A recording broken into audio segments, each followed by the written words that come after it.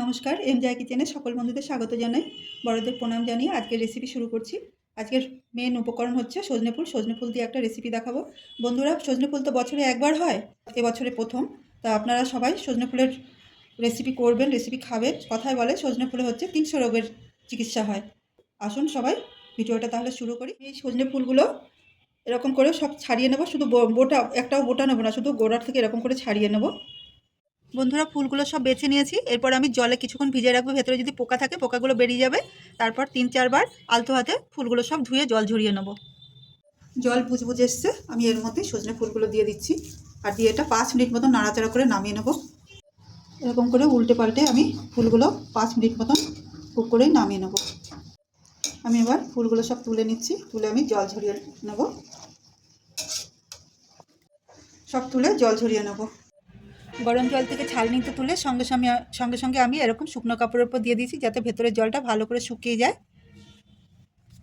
বন্ধুরা, আমি এবার ফুলগুলো রোদে দিচ্ছি, আর এগুলো মাঝে মাঝে এসে উল্টে পাল্টে দেবো। আর ভালো করে শুকিয়ে নেব।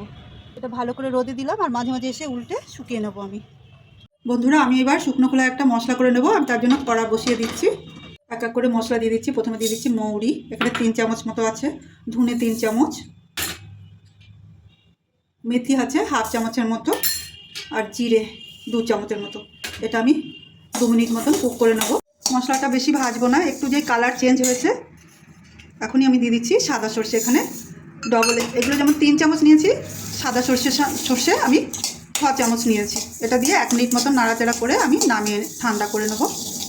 মশলাটা 1 মিনিট মতন ভেজেছি। এই যে এইরকম ভাজা হবে, হলুদ হলুদ, সর্ষেটাও একটু সামান্য হবে, আমি নামিয়ে নেব। আমি মশলাটা ছড়িয়ে ঠান্ডা হতে দিয়েছি।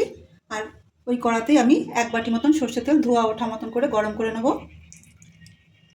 লো ফ্লেমে তেলটা গরম করেছি। আর এই যে এতটা ধোয়া উঠে গেছে, আর তেলের কালারও চেঞ্জ হয়ে গেছে, কাঁচা গন্ধও চলে গেছে। আমি এটা নামিয়ে ঠান্ডা হতে দেবো। বন্ধুরা, ফুলটা পাক্কা একটা দিন আমি রোদে রেখেছি, এরকম ঝুরঝুরা হয়ে শুকনো হয়েছে। আমি ভাজা মশলাটা দানা দানা করে গুঁড়ো করে নিয়েছি। সব মশলাটা দিয়ে দিচ্ছি। এর মধ্যে দিয়ে দেবো 1 চামচ মতন হলুদ, লঙ্কা গুঁড়ো, সামান্য কালো জিরে দিচ্ছি,